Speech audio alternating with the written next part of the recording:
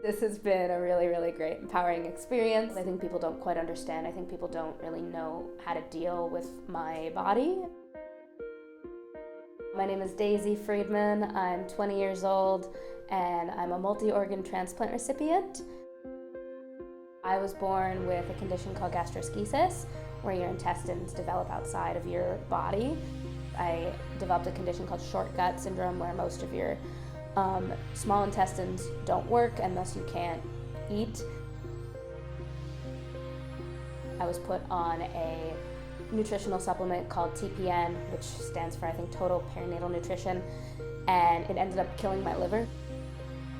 When I was like 2.5, I had like 2 organs failing, so my parents tried to find the best place in the country for gastrointestinal rehabilitation, and the place was Omaha, Nebraska.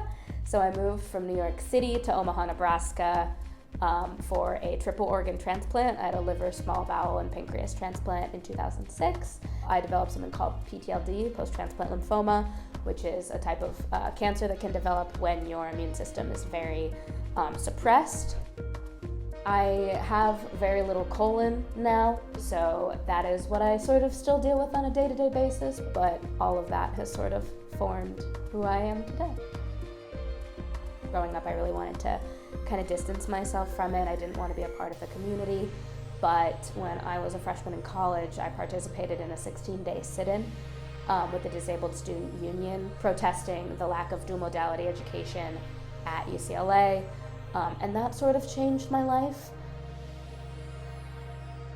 Over time, in the last like 1.5 years, I've started to identify as disabled most of the time, especially in disability spaces, because it's become something that's been really, really empowering. So it's not always easy, but I think I've found a lot of power and empowerment through the community and through them loving their bodies and sort of imparting that onto me. My name is Kendra Shiloh, and I've been a photographer for 4 years now. I'm born and raised in New York. I'm Panamanian and Jamaican.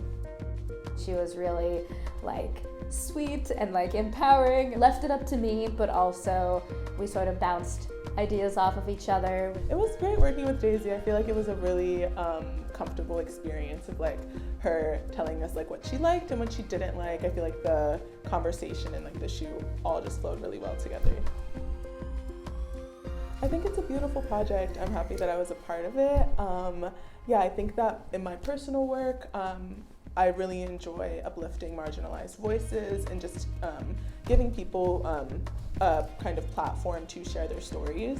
And I feel like that's exactly what I was able to do here, give Daisy the opportunity to share her story and her experience and document that.